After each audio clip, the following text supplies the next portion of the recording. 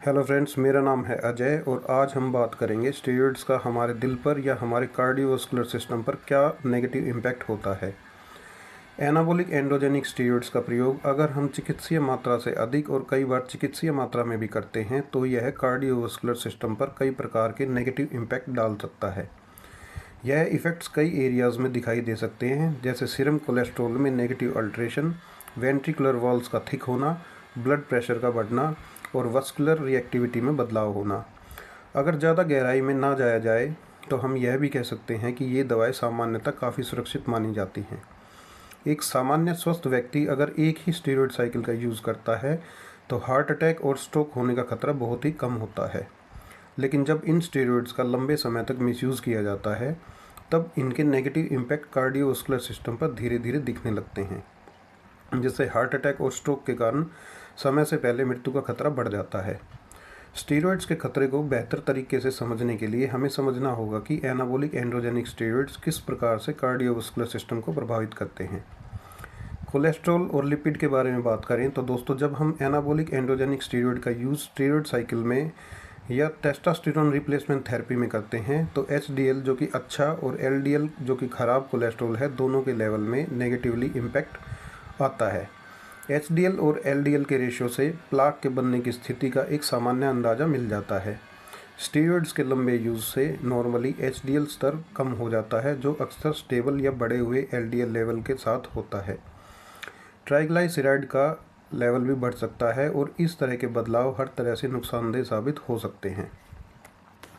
कुछ मामलों में टोटल कोलेस्ट्रॉल में खास बदलाव नहीं होता, जिससे हमको लगता है कि लिपिड हेल्थ हमारी ठीक है।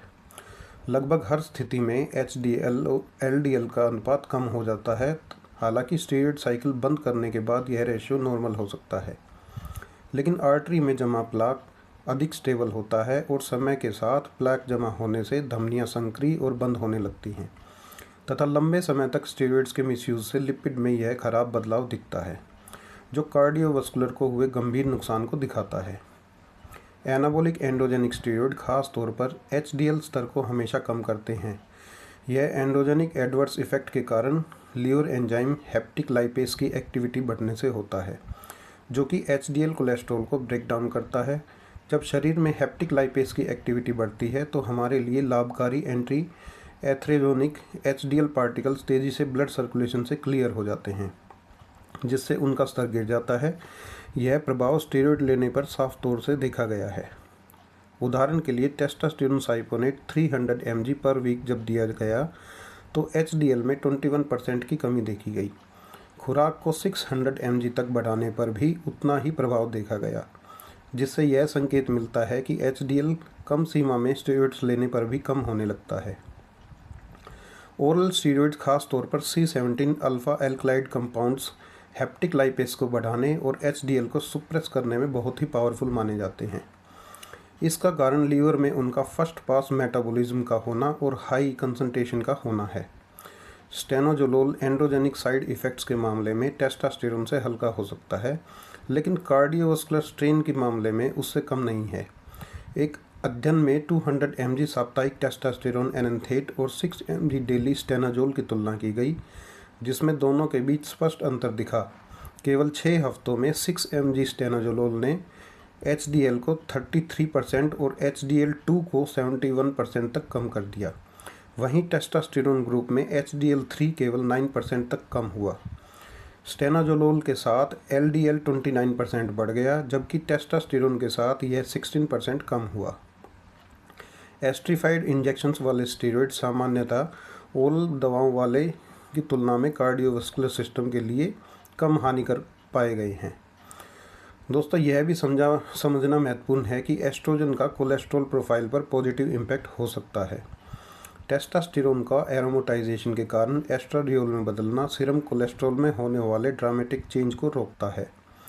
एक अध्ययन में लिपिड में बदलाव को देखने के लिए तथा अंतर करने के लिए एक ग्रुप को पर वीक 280 mg टेस्टोस्टेरोन एनेंथेट और साथ में एरोमेटाज इन्हिबिटर टेस्टोलैक्टोन दिया गया और दूसरे ग्रुप को केवल टेस्टोस्टेरोन एनेंथेट दिया गया तथा तीसरे ग्रुप को 20 mg पर डे पर मिथाइल टेस्टोस्टेरोन दिया गया, ताकि एक ओरल एल्कलाइड स्टेरॉइड के प्रभाव का मूल्यांकन किया जा सके।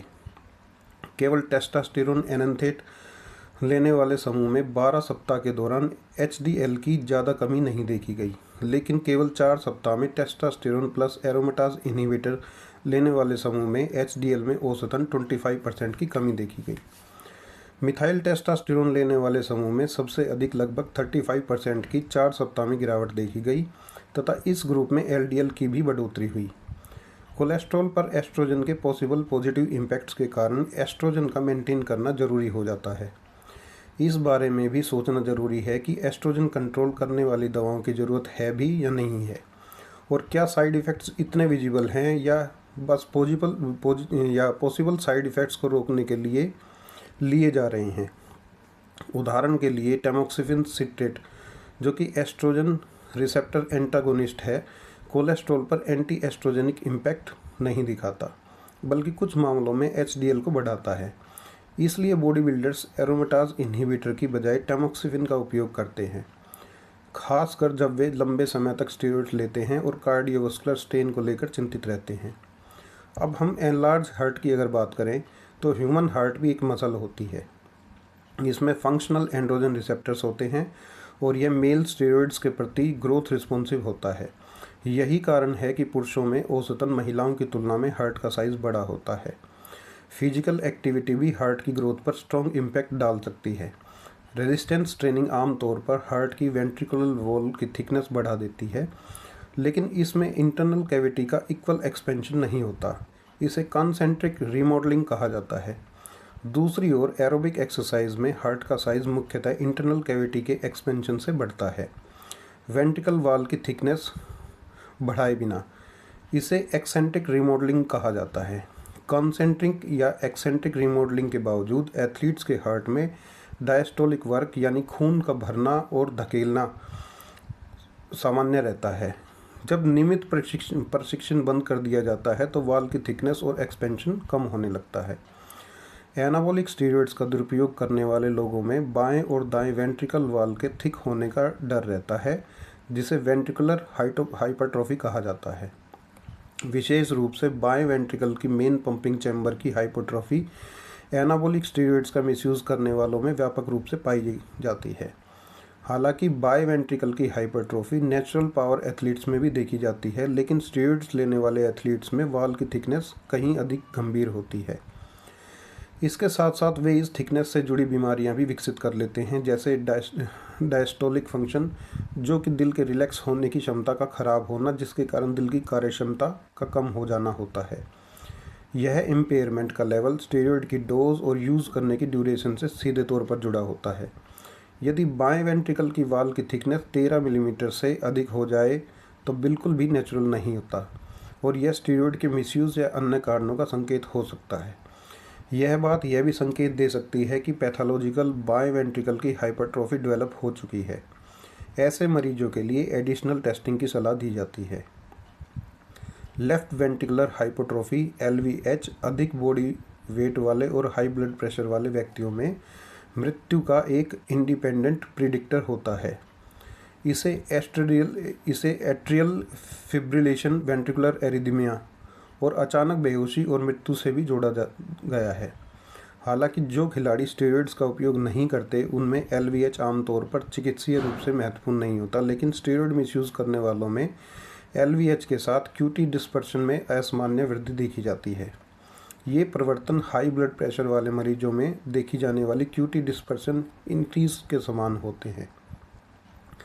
इन सब कारणों से स्टेरॉइड का दुरुपयोग करने वाला व्यक्ति एडवर्स इवेंट जैसे एरिथमिया या हार्ट अटैक के प्रति अधिक संवेदनशील हो सकता है। लंबे समय तक स्टेरॉइड का दुरुपयोग करने वालों के अलग अलग चिकित्सा अध्ययन यह दर्शाते हैं कि LVH संबंधित समस्याओं के बीच संबंध होता है, जिनमें शामिल है वेंट्रिकुलर टैकीकार्डिया, जिसे लेफ्ट वेंट्रिकुलर एरिथमिया भी कहते हैं, लेफ्ट वेंट्रिकुलर में संकुचन की कमी, पंपिंग और एफिशिएंसी में कमी।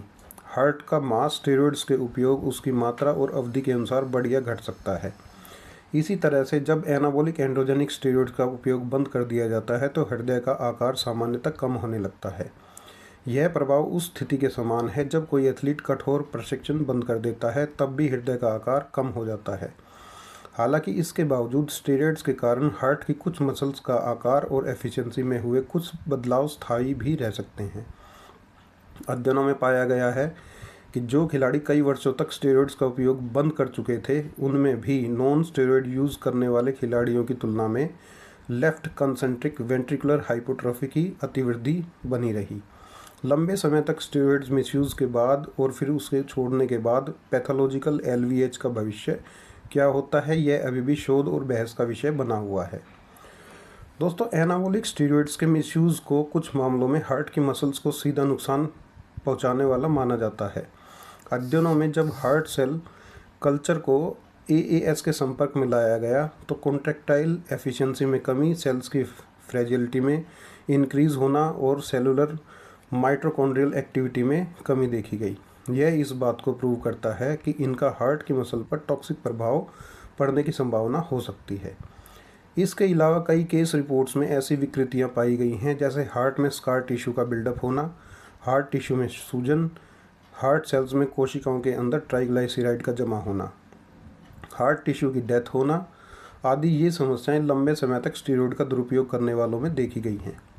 इन मामलों में स्टेरॉइड्स और हार्ट डिजीज़ के बीच सीधा संबंध माना जाता है, लेकिन इसे पूरी तरह सिद्ध नहीं किया जा सकता क्योंकि ये हार्ट रिलेटेड प्रॉब्लम धीरे धीरे विकसित होती हैं और इन पर अन्य कई कारकों जैसे आहार, व्यायाम, जीवनशैली और अनुवांशिकी का भी प्रभाव पड़ता है।